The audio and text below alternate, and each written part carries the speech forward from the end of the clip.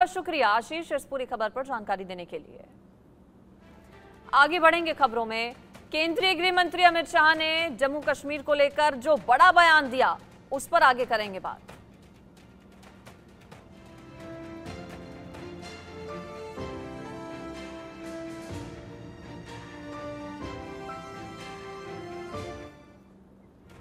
जम्मू कश्मीर में आतंकियों और आतंकवाद को एक कड़ी चेतावनी दी गई है केंद्रीय गृह मंत्री अमित शाह की ओर से। बता दें, उन्होंने कहा है कि जम्मू कश्मीर में किसी आतंकी या पथराव करने वाले किसी भी व्यक्ति के परिजनों को सरकारी नौकरी नहीं मिलेगी।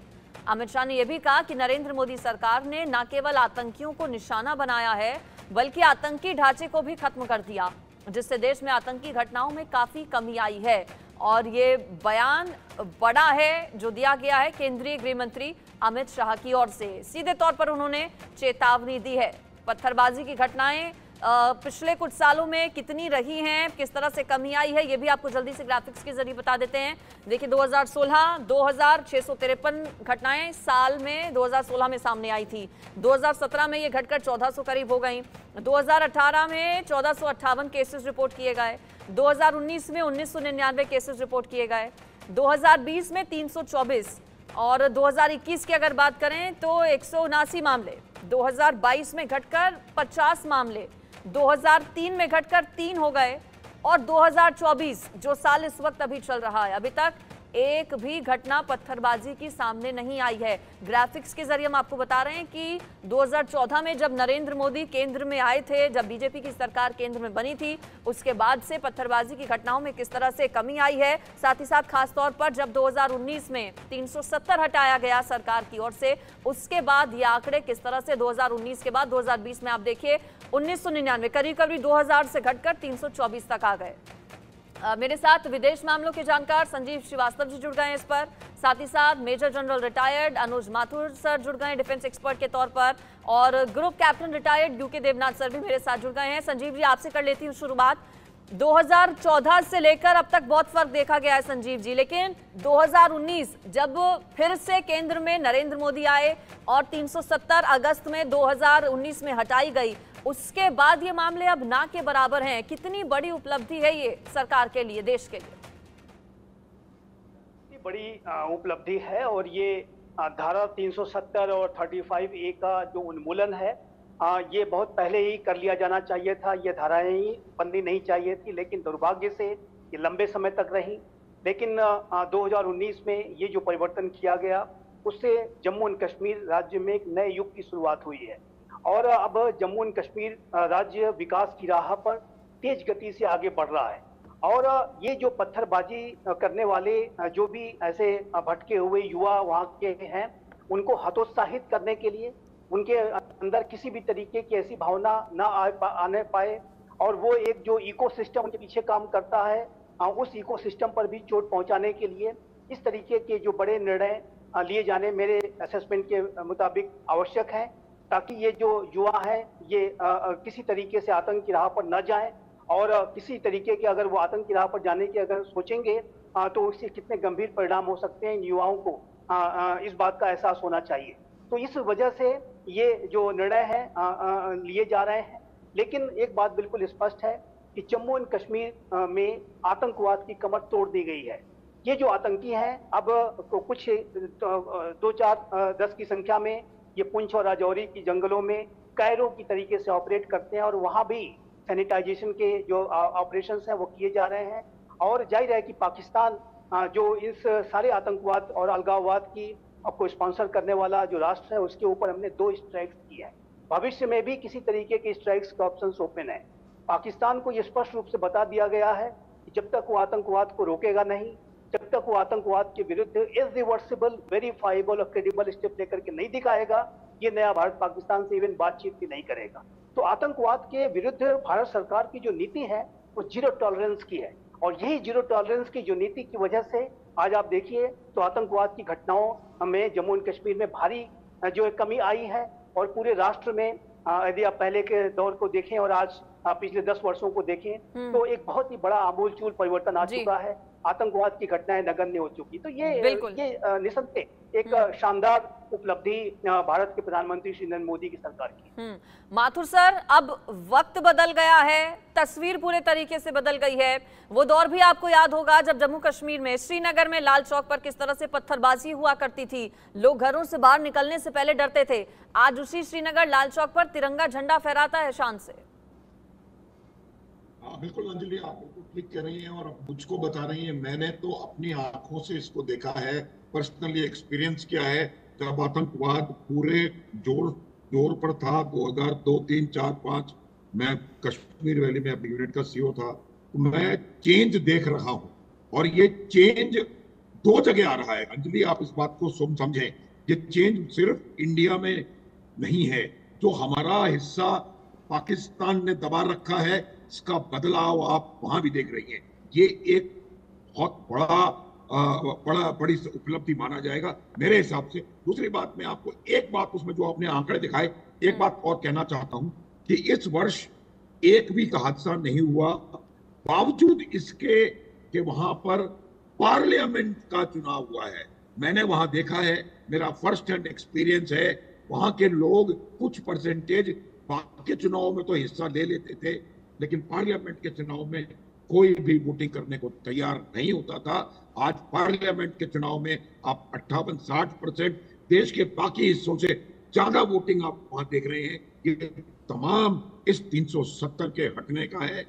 और इस 370 का जो उसकी मैं एक बात बताता हूँ कि हटाना 370 एक बात थी, 370 हटने के बाद वहां के हालातों पर पूरी तरह से काबू रखना, वहां पूरा नियंत्रण बनाए रखना, ये सबसे बड़ी उपलब्धि है। इस बात को आप समझें। और एक और चीज मैं आपको बताना चाहता हूं कि वहां की जो आम जनता है, मैं दोबारा 2022-2023 में गया हूं, वहां की आम जनता चाहती है अमन हो, शांति हो। वहां की आम जनता चाहती है डेवलपमेंट हो, और उनको नजर आ रहा है डेवलपमेंट होता हुआ। और पीओके में बैठे हुए हमारे भाई बंधुओं को भी नजर आ रहा है डेवलपमेंट होता हुआ। इसीलिए आप देख रही हैं कि वहां पर एक बेसिक माइंड सेट में तेज तब्दीली आई है।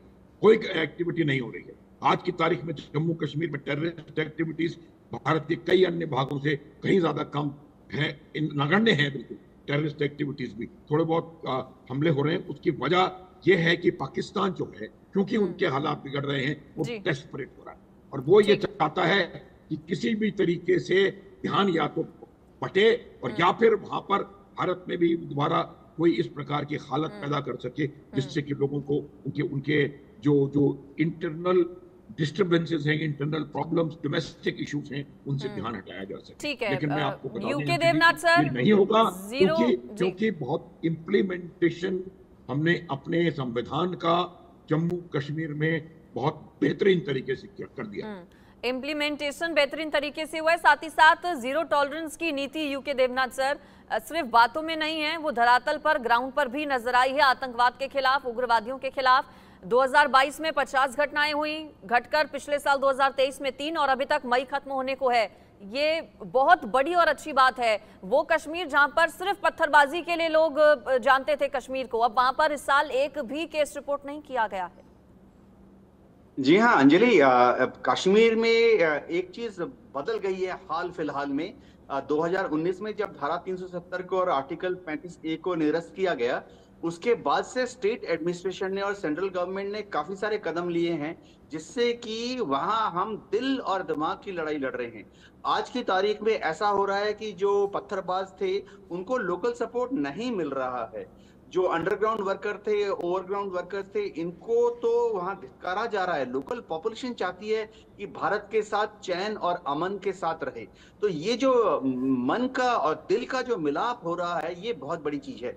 एक और चीज जो हुई है पिछले 3-4 साल में कि भारत सरकार ने इस तरह से उनको एनकरेज किया है कि वो ना सिर्फ स्टेट गवर्नमेंट की नौकरियां ज्वाइन करें, वरन उनको एनकरेज किया जा रहा है कि आप दिल्ली आइए, बेंगलोर आइए, हैदराबाद, पुणे, चेन्नई जाइए और दूसरी जगह पर भी नौकरी ज्वाइन कर दीजिए।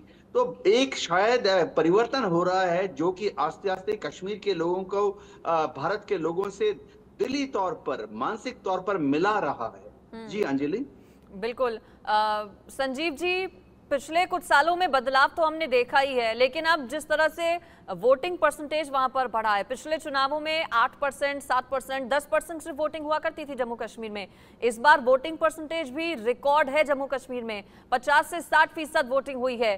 क्या दिखाता है ये? आगे और किस तरह से तस्वीरें बदलने वाली हैं? और अब विधानसभा चुनावों को लेकर भी चूंकि चर्चाएं बहुत ज्यादा तेज हैं, पीओके में किस तरह के हालात हैं ये भी किसी से नहीं छिपा। पीओके के लोग भी अब चाहते हैं कि जल्द ही भारत में वो गिने जाएं। जी देखिए, बिल्कुल ये बहुत ही बड़ा परिवर्तन है। जैसा कि मैंने कहा कि एक नए युग की एक शुरुआत है 2019 के बाद से जो हुई, और जम्मू एंड कश्मीर राज्य के लोग राष्ट्र की मुख्य धारा में शामिल होकर के बढ़ चढ़ करके अपना पार्टिसिपेशन डेमोक्रेटिक प्रोसेस में कर रहे हैं। और इतना बड़ा जो वोटिंग परसेंटेज है, ये एक बेहद शुभ संकेत है कि आने वाले समय में जम्मू एंड कश्मीर राज्य का जो उत्थान है, जो विकास है, जो प्रगति है, जो वहाँ की समृद्धि है, वो वहाँ पे और अधिक ऊंचा स्तर हासिल करेगी। और ये निसंदेह जो हमारे पाकिस्तान ऑक्युपाइड कश्मीर और गिलगित बल्तिस्तान की जो हमारे भाई बहन हैं, उनके लिए भी जाहिर है कि एक प्रेरणा स्रोत का कार्य करेगी। वहाँ पर भी लोग अब जाग रहे हैं। पाकिस्तान ऑक्युपाइड कश्मीर और गिलगित बल्तिस्तान का एक जो अधूरा कार्य है, उसे भी समय आने पर अवश्य पूरा किया जाएगा। जम्मू एंड कश्मीर राज्य का जो स्वरूप है, उसको पूर्ण रूप में किस तरीके से हासिल किया जाए। पाकिस्तान ऑक्युपाइड कश्मीर और गिलगित बल्तिस्तान में एक दिन अवश्य ऐसा आएगा कि जब भारत अपना जुरिडिक्शन हासिल करेगा और वहाँ के लोग भी उसी तरीके से शांति, सुरक्षा, स्थिरता और संपन्नता के साथ आगे बढ़ सकेंगे, जैसा कि हमारे वर्तमान जम्मू एंड कश्मीर के भाई बहन कर रहे हैं। तो ये जाहिर है कि एक बड़े परिवर्तन की शुरुआत हो चुकी है। और जैसा कि मैंने कहा कि एक अधूरा कार्य जो बचा हुआ है, उसको भी लेकर के वर्तमान की जो सरकार है वो गंभीर दिखाई देती है। जिस तरीके के बयान आते हैं, चाहे वो भारत के स्वयं प्रधानमंत्री श्री नरेंद्र मोदी हो, भारत के रक्षा मंत्री हो, भारत के गृह मंत्री हो, अन्य जो मिनिस्टर्स और ऑफिशियल्स हैं, उन सभी का जो अप्रोच है वो बहुत ही गंभीरता और प्रोएक्टिव अप्रोच दिखाई देता है। और मेरा ऐसा मानना है कि इस दिशा में भी आने वाले वर्षों में निसंदेह ऐसी स्थितियां बनेंगी कि जब पाकिस्तान ऑक्युपाइड कश्मीर और गिलगित बल्तिस्तान का भारत में विलय होगा। बिल्कुल, वो दिन भी अब दूर नहीं। जिस तरह से अलग अलग रैलियों में हमने सुना है केंद्रीय गृह मंत्री अमित शाह के बयानों को। माथुर सर, सब जानते हैं कि पत्थरबाजी जो हुआ करती थी वो कहां से प्रायोजित होती थी, कहां से स्पॉन्सर होती थी। भारत अपनी नीति, कूटनीति की वजह से अंतर्राष्ट्रीय स्तर पर जो छवि भारत ने पिछले कुछ सालों में बनाई है, उसका भी एक बड़ा असर है। और पाकिस्तान की स्थितियां भी अब क्या हो गई हैं, कितनी कंगाली पाकिस्तान में हो चुकी है, ये भी अब सभी के सामने है। क्या इसे भी एक बड़ी वजह मानते हैं भारत की जो छवि पिछले कुछ सालों में बनकर उभरी है? बिल्कुल बिल्कुल अंजलि, सबसे बड़ी भारत की आज की ताकत यह है कि भारत को दुनिया में एक बहुत शक्तिशाली और बहुत बैलेंस्ड डिप्लोमेटिक अप्रोच वाला राष्ट्र माना जाता है। आज भारत के प्रधानमंत्री का बहुत बड़ा रुतबा है अंतर्राष्ट्रीय जियोपॉलिटिक्स में, अंतर्राष्ट्रीय इंटरनेशनल रिलेशंस में। और दूसरी सबसे बड़ी बात, हर चीज अंजलि आप देखें, everything boils down to economy. और आज भारतवर्ष की अर्थव्यवस्था बहुत बेहतरीन कर रही है। आने वाले समय में जो प्रोजेक्शंस हैं, उनके हिसाब से भारत की अर्थव्यवस्था लगातार बेहतर होती चली जाएगी। और ये बात सब जान रहे हैं, सब समझ रहे हैं। और उसी साथ ही साथ पाकिस्तान की अर्थव्यवस्था गर्त में जा चुकी है, इकोनॉमिक क्राइसिस चल रहा है। ये सबके सामने है। ठीक है सर, अभी भी कोई वहां पर प्रयास नहीं किया जा रहा कि उसको सुधारा जा सके। तो यही वजह है। माफी के साथ आपको